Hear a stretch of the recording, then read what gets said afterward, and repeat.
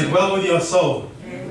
Chinu, if you could get me switched over to the screen. I'm going to do a presentation with you today, this afternoon. Elder Scarlett and Elder Griffiths, if you'd like to see the presentation, it's okay. If you want to come off the platform and observe, that will be okay. It's good to see you all. It's been a long time. I have a plethora of stories to tell you. I'm just glad to be here. It's good to see my brother Sean and his son Mackay. How are you both doing? They're looking at me. Don't worry, I'm not trying to bait you up and put you out there.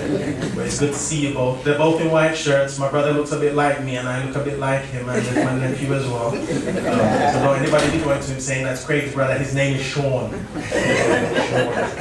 Sean. And his son is called Mackay.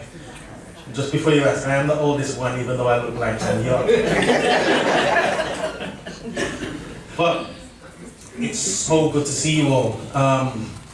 After going through a range of sickness and then traveling and having to get stuff sorted out for peace, it's been a privilege to just see the word of the Lord still be preached and people still come back in God's healing hand. I had a thing called acute tonsillitis. I don't know if I told you this before. Terrible thing. I hope none of you ever have to get it. It's horrible. It knocks you out. The doctor told me, you know what? I struggle with stopping. And the doctor told me, no, you need to stop. Because that thing you need to be tired. And you need to rest. So I saw God's healing hand though. Because I had to do an evangelistic campaign. And where I needed to be speaking nightly, God healed me just in time for that. And at that campaign, we saw several people get baptized. We did a campaign in France. We were working at ASI. Some of you may know of ASI. It's the Adventist laymen and industries. It's the working guys who support the church, and they've got a big group up. And there's ASI Europe. So they were doing evangelistic campaigns all across France, and they asked some of us to come over. And I was promoting peace as well as doing some training there, and I did an evangelistic campaign. Now at the campaign, I saw people who came, who made decisions for the Lord that simply didn't know the truth. And people were saying, France is a hard place to reach. And I believe everywhere is hard to reach with the gospel. But I believe that if we preach the gospel, people will be saved. And out there, we saw people come forward who just didn't know the truth. People came. Now, in France, the Adventist church, I don't think it's the best decision that they made, but they signed a document with all of the ecumenical churches out there saying that they're all together. And this has caused some confusion because some people are going to different churches and they don't feel that there's any need to actually follow a specific truth.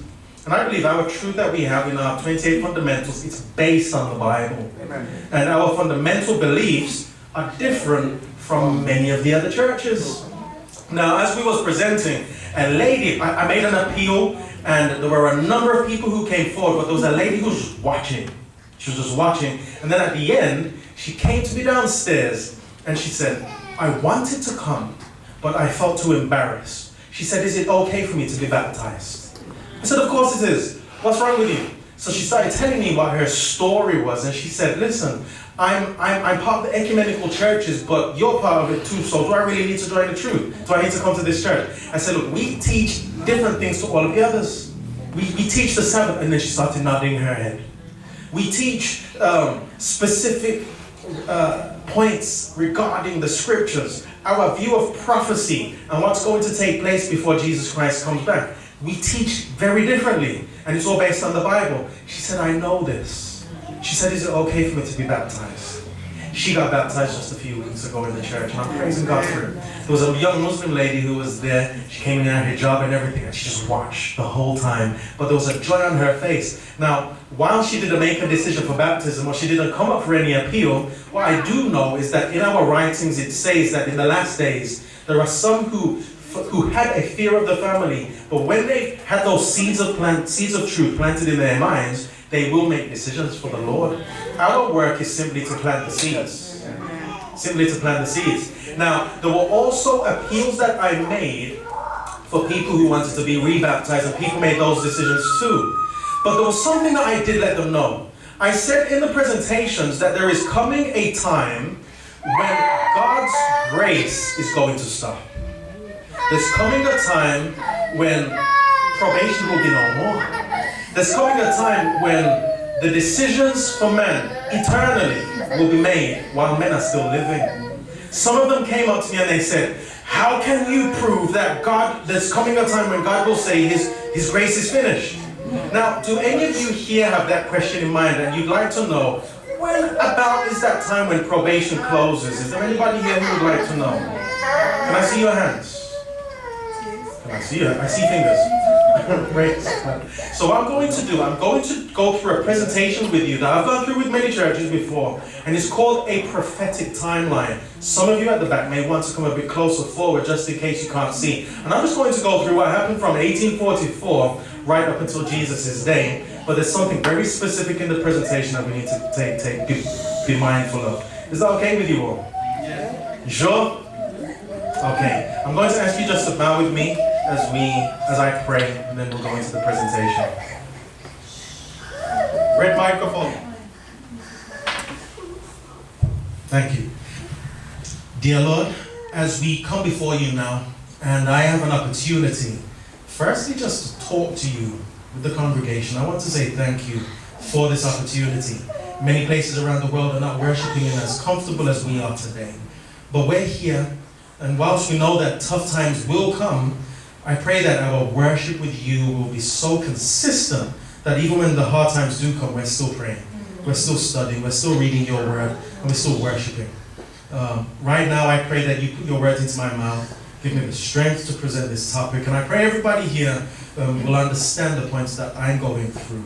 In Jesus' precious name, amen. Now, the text that I shared with you in Isaiah chapter 46 and verse 10 says that God can tell you the end from the beginning. That means if this was the beginning of everything here and the end of mankind was over there, God from this point, from the very beginning, because he sees the past, the present, and the future all alike as one, he's able to tell you the time, what will happen over there right from this point here. Can we say amen to that? Amen. Now, in order for God to do that, that requires faith and trust in that what he says will be so. For the camera, Marla, you might get fed up with me today because I'm going to be walking up and down. If it's going to be too much for the camera, it's okay. As long as they can hear me, I think that will be fine. So, God says the end from the beginning. And he's able to tell us these things before they take place. Before I carry on the presentation, for peace, we need your prayers. We've had 4 of our students who have come yesterday. And we're praising God for that. There's another 16 coming this week. And they say that there's 3 stressful times in your life: marriage, funerals, and moving house. We've had to deal with 5 house moves this week. And we're in the midst of it still. We're still trying to finish up the houses. Estate agents are giving us headache. We're just asking, can you keep us in your prayers over this weekend and through next week? Thank you very much. Back to the present. God just reminded me I needed to ask that. So, God's able to tell us all of these things, the end from the very beginning. Does that give you comfort and hope knowing that God can tell you what's going to take place before it does? Yes. Why? Let's go over to the book of John. Let's go to chapter 14 and verse 29. John 14 and verse 29. Jesus shares this, I think it's a beautiful verse. You know, at the beginning of John chapter 14, Jesus is telling Peter, don't be afraid. In my Father's house so many mansions, and if it were not so, I would have told you I'm coming back. And if I'm coming back, I'm going to take you so that where I am, there you may be also. So what we find in John 14 verse 29, Jesus says, and now I have told you before what? Before it happens, before it comes to pass, so that when it does come to pass, what will you do? You'll believe. Now, surely, if I was telling you all things that would happen tomorrow and those things happen, you're going to believe me the next time I tell you something's going to happen, isn't it? In fact, you might come asking me, Craig, what's going to happen tomorrow? Well, God says that he is open enough for us to talk to him and ask him about what's going to take place. And he reveals all of those things in his word. Now, as a Seventh-day Adventist church, now, just imagine that this is a timeline. We're going to go from 1844. Can anybody here tell me what was special in 1844 for our movement? It was a great disappointment. Doesn't sound so great, does it, when you tell people it was a great disappointment. But what happened was, in that year, we believe that according to Daniel 8 verse 14, where it says that God will cleanse the sanctuary unto 2,300 days, then the sanctuary shall be cleansed. And what that meant was that in heaven, Jesus Christ was beginning to finish off the last phase of his heavenly ministry as a high priest. That means that a judgment was beginning, and he was cleansing the sanctuary. And maybe the next time I'll speak, I'll go over what the cleansing of the sanctuary was actually about. But what happened is, he started dealing and judging the dead. Everybody who's ever taken on the name of Christ, who's ever said that they're a believer in God, from that time onwards, the books have been dealt with. They're going through the books. There's an investigative judgment taking place where people, their characters are being matched up to what they believe, what they profess to believe. Do you think that's an important thing? It can seem quite scary as well, but what I read in the Bible is that God will do everything to save us. And there's a time coming when he will pass over from the dead to the living. And there's a time coming when men will be living on the earth and their names will be called up in the heavenly sanctuary. And if they're not living correctly according to the word, then in the judgment they'll either be found for God or against him. You've heard the saying, we should live every day as if it's our last. It's true. And while I'm not saying, wait until the end of the time to start living correctly, you don't know if your life's promised you tomorrow. Do you understand? We could die today. So it's best to die in the Lord. Would you agree with me? Yeah. So from 1844, we've been preaching what's called the three angels message. So we have the first angel's message. Now you can turn in your Bibles to the book of Revelation, chapter 14, verses 6 to 12. If you go there, Revelation chapter 14, verse 6 to 12, we're not going to read all of the verses, but what I do want to let you know is just what these messages are all about. So, the three angels message, the first angel's message, which is actually found in verse 6 and 7, is talking about God calling his people back to worship through people represented as an angel. You're not going to see an angel flying in Bilston.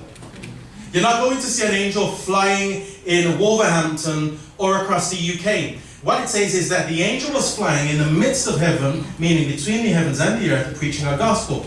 The angel represents God's people. Is that clear for us all? So the message we have is represented as an angel flying through, and verses 6 to 7 is talking about calling the people of the world back to worship. And guess what? The calling of the people back to worship doesn't just take place from the pulpit. It takes place by the way you live, by the programs the church puts on for the community. And that's why I believe the soup kitchen here is a blessing, because it's giving people an opportunity to know who we are. So it's the preaching of the message calling people to worship the true God. Is that clear for you all? The second angel's message, which is found in verse 8, tells us that there is false worship that will take place. And God calls people out of a place called Babylon. That place which is mixed up between spiritualism, false religions, and just disbelief. So God calls people out of Babylon. So what we can see is the first angel's message is calling people to worship a true God. The second angel's message is to let people know that there is a false worship system and God wants them to leave that place. The third angel's message talks about those who decide to stay in a false place. And God says if you stay there, then there is an outcome of eternal destruction. Understand me when I say this. That means that a person has made the conscious decision to go all the way against God and break the consequences on their own. Have we seen this from the beginning? Yes, we have. Cain and Abel, Jacob and Esau. And it goes all the way through up until Jesus returns. And what we see is that the great controversy has been outplayed from the beginning right through to the end. And God said, I'll tell you everything before it takes place, so that when it does, what do? We believe. And God says, I can do this from the very beginning. So the third angel's message is a warning to the world to tell them you have another opportunity. Now, who here has been warned by their parents but chose not to listen? I know some of the children weren't honest enough to tell them. Now I'm speaking to the bigger children. We've all done it. We've all not listened to the parents. I think one of my worst times was when I won't say. But there's been times in our lives when we've chosen not to listen and the outcome has been disastrous. I'm emphasizing, I'm making it sound worse than it probably was. Disastrous. Terrible. If you could run, I tried to run away from home when I was 7 and I just walked around the block with a packet of crisps and a Ribena, thinking I'm wandering the world until I saw my mom chasing behind me. She didn't even beat me. She said, when your dad comes home. I tell you, those hours of waiting were terrible. I said to her, can you just beat me and get this over and done with? She said, no, when your dad comes home. Just those words. So what happens is, God here in Revelation chapter 14, verses 9 to 11, is giving the world a warning, and he's saying, this is the outcome if you choose not to be with me. Now, I used to go around preaching this message, telling people if you don't accept God, if you don't keep the commandments, you're going to burn. Is that what the Bible says? No. The Bible says that if you don't accept God, you're going to die. It does say that. But the way I said it is not the way that I believe God wanted it to be said. You see, we used to go into a place called Broad Street in town. Who knows that place? I hope you know it for the right reasons. The place, it fulfills the biblical meaning. Broad is the way to destruction and narrow is the way to safety. Because Broad Street changes after 7 p.m. It becomes a very different place. And I remember we used to go witnessing in town, and we'd be in town sharing the gospel, but the way we shared it was wrong. And I remember my friend, he was arguing with a man for about 3 hours. Both he and the man were tired. When I came walking down the road, after fighting and battling somebody further up the road, he said to me, Craig, can you finish him off for me? Can you finish him off? Talking like we're coming with swords and just ready to chop heads off. And the person, and I'm looking at the man, and I'm getting ready. I've got my Bible. He turned to me and he was like, come on, I'm ready. And I looked at him and I thought, what's going on? And it was as if God was showing me, Craig, you guys are doing this thing wrong. Ask him how his relationship with me is. I thought that's a soft question. I want to go in at him. I want to finish him off. God impressed me. No, share the gospel. So I talked to him and I said, how's your relationship with God? The man went from a pose of attack and defense to a pose of vulnerability. He just put his hands down. His face changed. And he said, I'm struggling. And God showed me that moment.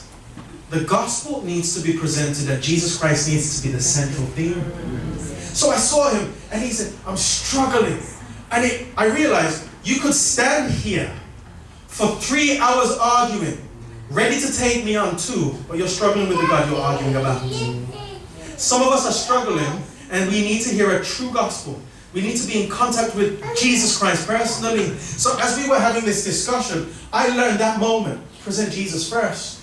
My view and the way that we share the three angels' message changed. I saw that Jesus Christ in the third angel's message is not trying to tell people you are going to burn. What he's trying to say is, on the cross, I took all of your sins on so you don't have to die. I died for you so you can live. And because of that, if you choose to be without me, you have to bear the consequences on your own. So here in the third angel's message, God is saying, don't worship the beast because I've done everything for you so you can worship me. But if you choose to worship the beast and his image, and you choose to go into a false system of worship, even though I'm telling you not to, then this is the outcome. And you have to bear this on your head the same way how I carried your sins on the cross. My brothers and sisters, I do not want to be without God. And I'm sure every one of us here does not want to be without him. So the first, second, and third angel's messages are not messages to scare people. They are messages of hope. They are messages to, one, tell us we can worship a true God. Two, that there is a false worship system. And three, there will be some who will choose to go against God, but it doesn't have to be you. And then it closes in verse 12. Here's the patience of the saints.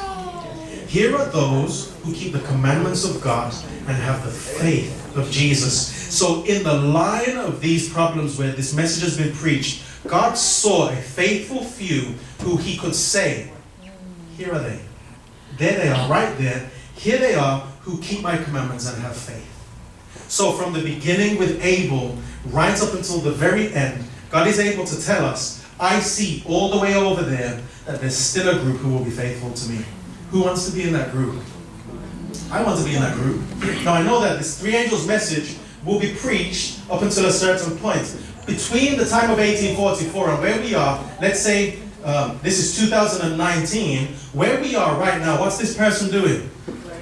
What are they doing? They're praying. Do we need to be a people of prayer? Yes. Yes, we do. We need to be praying. We need to pray for God, not just to ask Him for things, but to pray for Him to show us, as David said, if there's any wicked way within me, search me, show me. And then when those ways are revealed to us, we have to be saying, praying still, help me to be willing to follow you. In fact, the way that we repent, I believe sometimes is not correct. We will repent when we've done the deed. And we repent because we feel bad. True repentance is wanting to do it, but coming to God and asking Him for the strength to say, every fiber in me wants to do this. Give me the strength not to. Give me the strength to walk through this valley of the shadow of death. No matter what it is or wherever it may be, God can help you overcome. And I'm not saying that this is sin, but just an illustration. As you know, there was a time when I was saying I'm not eating any sugar. And I need to do it again. And in this time when I was saying I'm not eating any sugar, you know, I walked in Tesco and I just ended up on the wrong aisle. Wrong day, wrong moment. You know, I'm supposed to be in bed buying bread and some cereal with no sugar in it. And I ended up in the chocolate aisle. And every fiber within me, you know, you start salivating. Your mouth starts watering when you're watering for chocolate. And I'm there looking at this thing and I'm like, sugar. And there's another side of me saying, overcome. And I'm like, ah. And then I see the Galaxy bar, the Cadbury's bars, and all of these bars. And then I'm like, well, maybe a biscuit will be okay. But then you look on the back and you see the amount of sugar that's in there. And you're like, the end will be better than where I am now. And there's a battle that takes place. So it is with the struggle with sin and righteousness. We see the thing and we want to do it. God at that moment can give you the strength to say no. But we have to pray to Him. Are you with me? So the group of people who we are praying in 2019 also needs to be a group of people who will be praying when we come to this moment between these two lines. Is that clear for us? Now, have we often heard that there's going to be a Sunday law? Yes. Have we heard it? It's been preached over and over and over and over again until people are like, there's no Sunday law coming. My brothers and sisters, there are movements in place now that we're seeing as we're studying what's taking place around the world, where we can see things are being pushed that way, not because to say they're pushing for a Sunday law. They're pushing for the benefits of society, and they will believe that certain things will benefit them, and a Sunday law will be part of it. Now, whilst we are heading over there, there's movements in place. You've got the whole climate change movement, which are pushing people to keep a certain day of the week, not be driving around, etc., because it will benefit the climate. So we're seeing these movements are in place, and the principles that we're able to use to identify it's about to happen soon, it's because the same movements which are popping up now were the same ones which popped up principle-wise in the 1880s when the Sunday law started to be passed. So we're seeing principles between various movements which are coming up again. Whilst this is happening, there's going to be an agitation towards a Sunday law. Now, when Sunday laws are agitated, and we can't say the day or the time or the hour, but when it does become and does begin to be agitated, this same group of people who are praying here, what do they need to be doing then? They need to be praying more, and they need to be praying at that time too. When Daniel, Hananiah, Mishael, and Azariah were told that they were going to be killed, what did they do? They prayed. Daniel was able to tell the king, I'll tell you what's going to take place, but the first thing he did was seek the mercies of the Most High. They prayed and God showed them the answer. Now what I'm saying is, we're praying in 2019, praise God. But we need to continue praying so when this time comes, we will be recognized as a people of prayer. The reason being is, when Sunday laws do get agitated, when persecution is about to burst out upon us in the Western sphere, we need to be a people of God who can trust in Him. Because we're told in Revelation 13, verse 11 to 18, that you won't have any support. That means you won't have access to the hospitals, the dentists, or anybody else. And in that time of emergency, we will see God healing and protecting and looking after His people. Are you with me? Have you heard the saying, God won't do for you what you can do for yourself? There's coming a time when we won't be able to do anything for ourselves, and God will have to take over. Okay, so this time is coming. In this time when everybody will be tested as if they are alone, who do we need?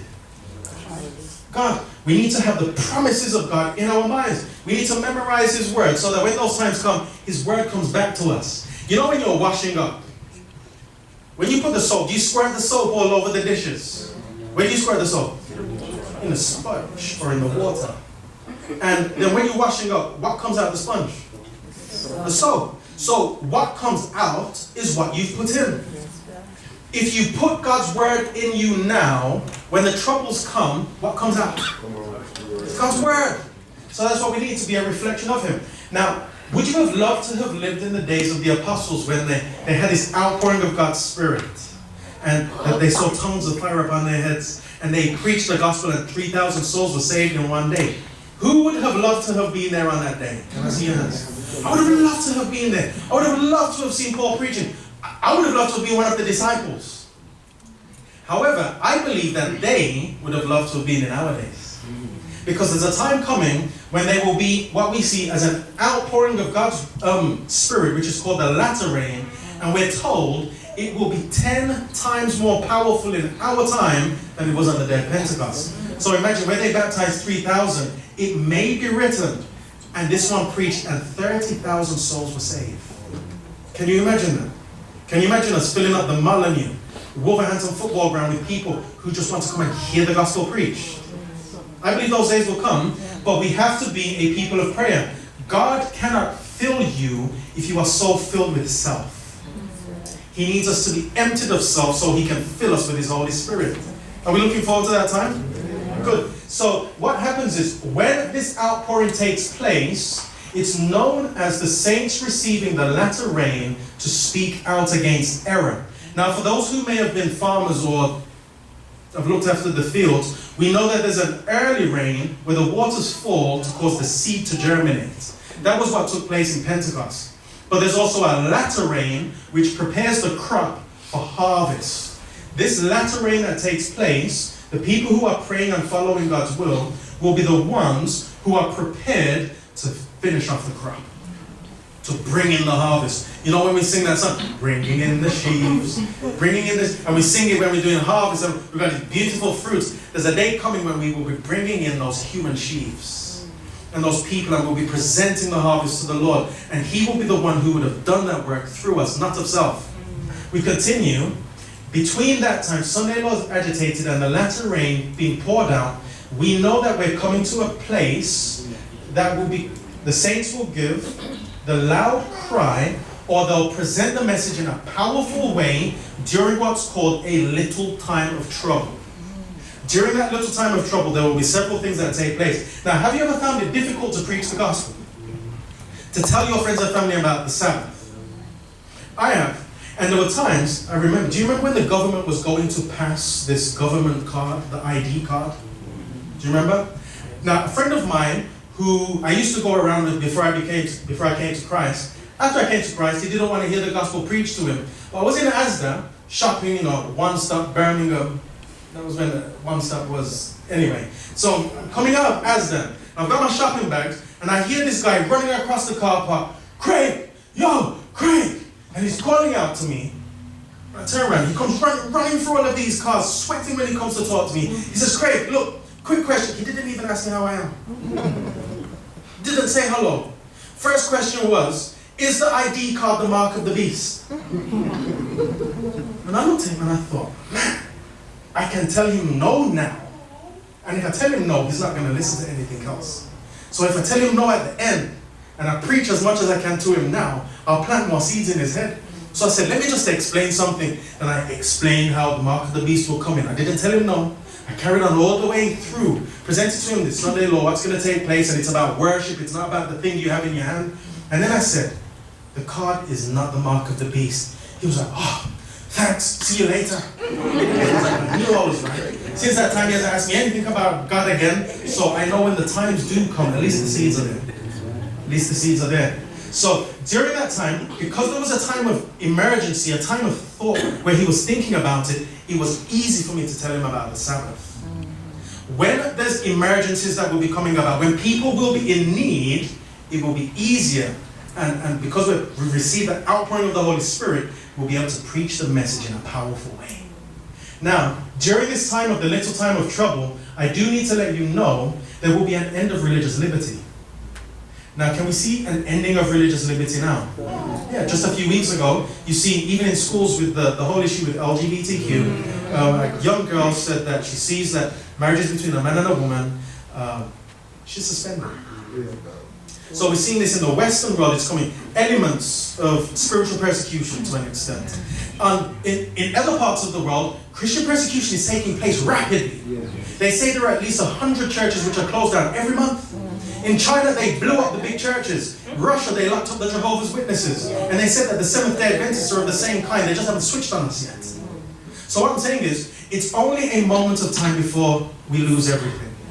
When we do lose everything, will you trust in God enough to know you still have everything?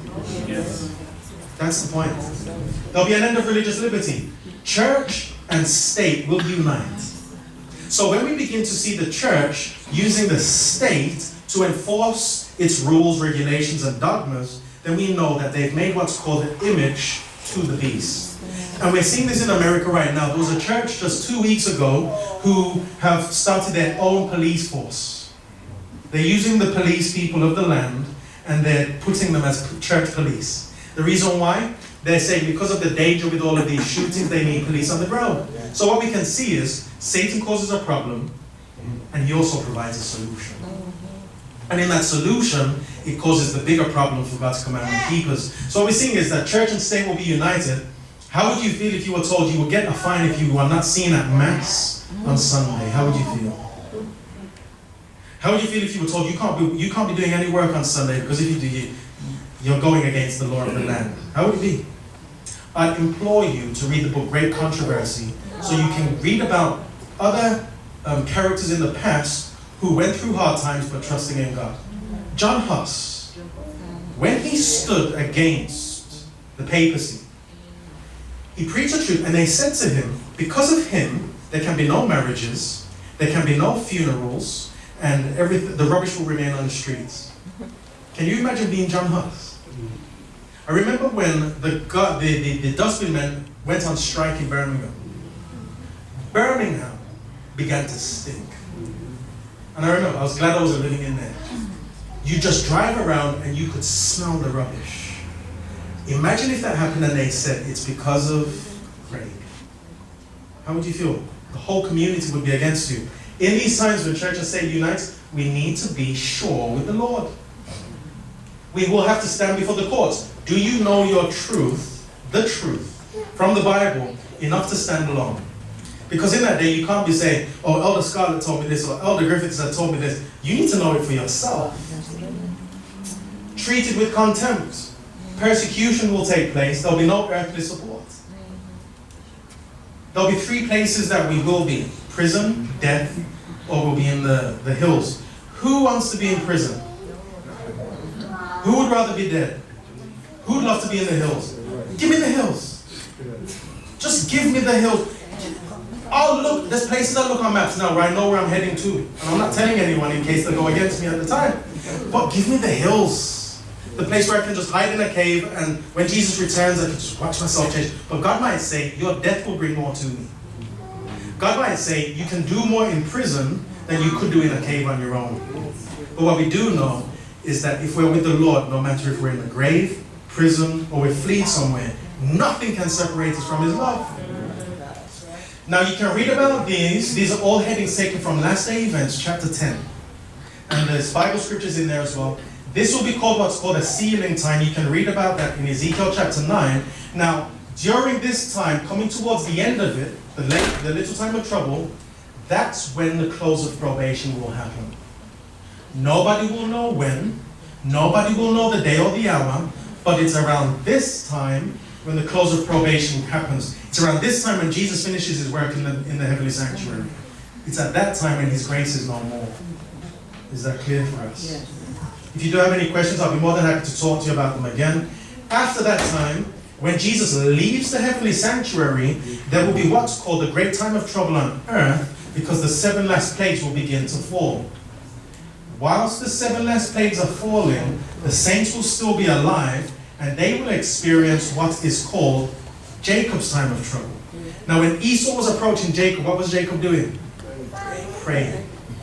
So we need to be a people of prayer here, here, and also here. We will feel as if God himself is against us. Have you ever had that moment when your feelings are against you, telling you God's not there? God's not listening to you. You're praying, but God's not hearing you. You need to know that God's hearing you. We need to know that feelings are not the thing that guides me. I'm guided by faith. And then Jesus Christ will return. Now we're looking forward to this day, aren't we? When Jesus returns and everything's all made new. But before then, we have to question ourselves, what's happening here? What is hindering us today from having a deeper relationship with Christ? What's hindering us today from walking from faith to faith with him every single other day? I'm sure that we all have struggles in all of our individual lives. No matter how young you are or how old, there's a struggle because Satan still exists. And what I'm pleading with all of you is this: don't wait before it's too late to give your whole heart to God. And don't come to him for fear of what's coming. Come to him because he loves you with an everlasting love. Can we say amen? Amen. We're hoping that this presentation has made sense for you. And let's keep studying. In closing, I'd just like to ask, does anybody here who would just like to say, Lord, I just want to just renew my vow with you. I want to walk next week with you closer than ever before. Can I see your hands? Amen. Let's pray. Dear Lord, I thank you for the privilege of your word and for what you've outlined about what will take place in the world. Give us the guidance and the strength daily to trust in you, to hold on to you, and make this new week be a new week with you. In Jesus' precious name we say, amen.